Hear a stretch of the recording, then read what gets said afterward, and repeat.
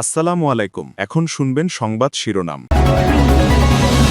হাসান মনসুরকে সরিয়ে বাংলাদেশ ব্যাংকের নতুন গভর্নর মোস্তাকুর রহমান। পরিবর্তন নতুন সরকারের কর্মসূচি ও অগ্রাধিকারের অংশ বললেন। রাজনৈতিক পরিচয় না দেখে জুলাই আন্দোলনে হতাহতদের পরিবারকে পুনর্বাসনের নির্দেশ প্রধানমন্ত্রীর। আলাদা বৈঠকে বিটিভিকে জনগণের প্রচার মাধ্যম করার তাগিদ।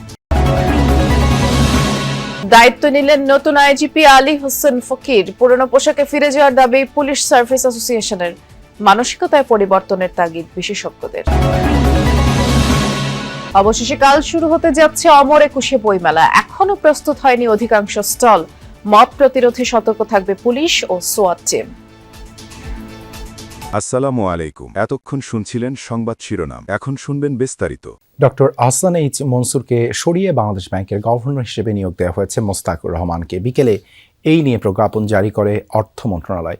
মন্ত্রী বলেন, নতুন সরকারের অগ্রাধিকারের অংশ হিসেবেই পরিবর্তন আনা হয়েছে বাংলাদেশ ব্যাংকে।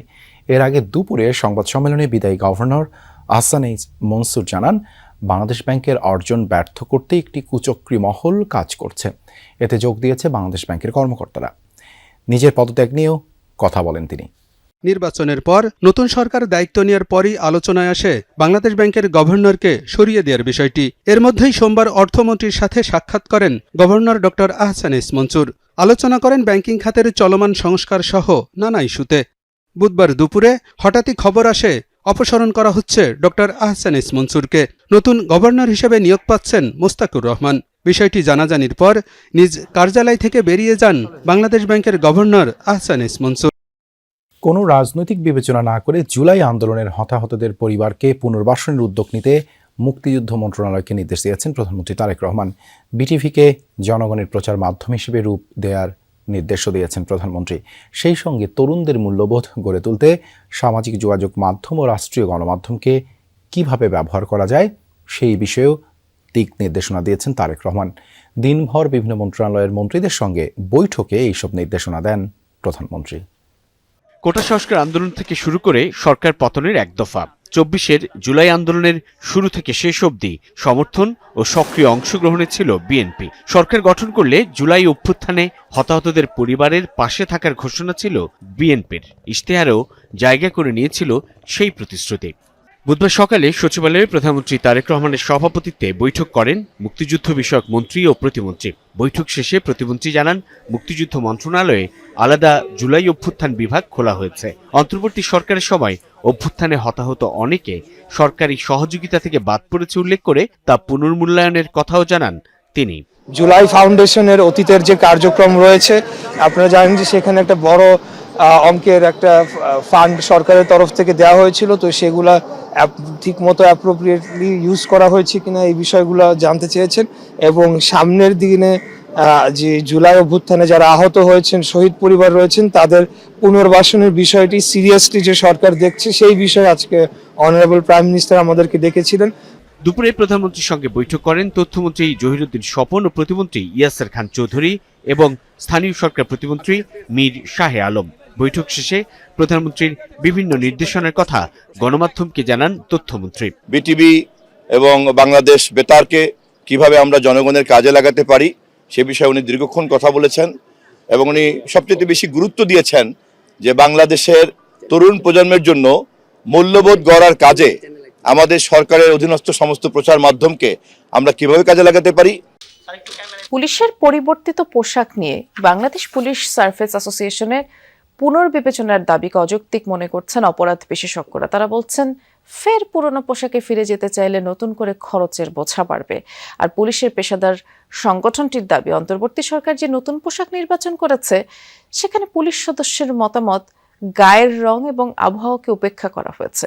জুলাই গণ অভ্যুত্থানে পুলিশের গুলিতে একের পর এক শিক্ষার্থী ও সাধারণ মানুষের প্রাণহানির ঘটনায় ইমেজ সংকটে পড়ে পুলিশ বাহিনী। সেই পরিস্থিতি থেকে উত্তরণে বাহিনীটির সংস্কারের উদ্যোগ নেয় অন্তর্বর্তী সরকার। পুলিশ সংস্কার কমিশনের সুপারিশে গেল বছরের নভেম্বর থেকে নতুন পোশাকে দায়িত্ব পালন শুরু করে পুলিশ সদস্যরা। সে সময় সব পুলিশের জন্য একই পোশাক চালু করা হয়। বৈষম্য দূর করতেই এই উদ্যোগকে সাধুবাদ জানায় বাহিনীটি, যদিও সমালোচনা করেন কেউ কেউ। আমার পোশাক আমার প্রাইড, সো যখনই আমি যে পোশাক পরি না কেন সেই পোশাকে আমি সেই প্রাইডই ফিল করব। নতুন পোশাক গায়ে ওঠার মাত্র 3 মাসের মধ্যেই পুলিশ কর্মকর্তাদের সংগঠন বাংলাদেশ পুলিশ সার্ভিস অ্যাসোসিয়েশন ফের পোশাক পরিবর্তনের দাবি তুলেছে। নতুন যেটা দিয়েছেন এটা তো আসলে কোনো গবেষণা অথবা জনমত যাচাই ওটির মান কীরকম, ওটি হচ্ছে যে একটা বা দুইটা ওয়াশ করার পরে ওই কাপড়ের আর কোনো ইয়ে থাকে না, মানে রংটাও থাকে না এবং কাপড়ের যে স্ট্যান্ডার্ড সেটা থাকে না।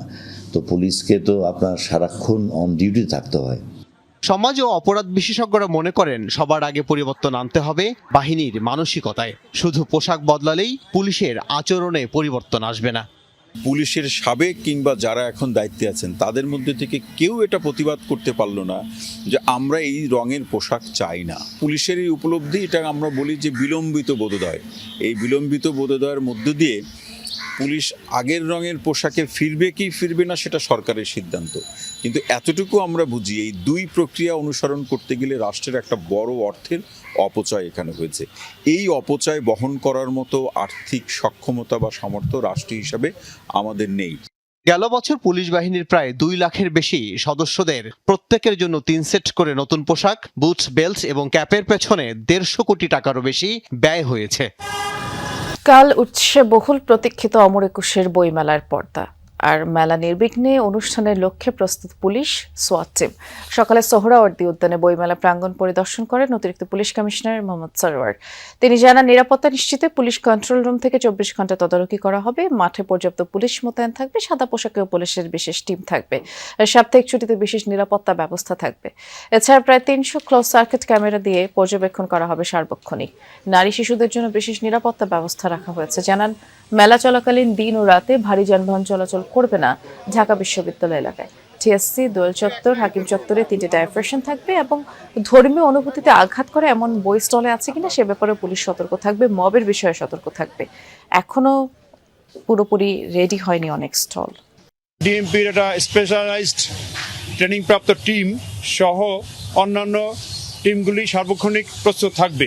মেলা চলাকালীন সময়ে দিনে ও রাতে ঢাকা বিশ্ববিদ্যালয় এলাকায় কোনো ভারী যানবাহন প্রবেশ করবে না। নিরাপত্তা ও শৃঙ্খলার স্বার্থে বইমেলা কেন্দ্রিক কিছু ডাইভারশন ব্যবস্থা চালু থাকবে।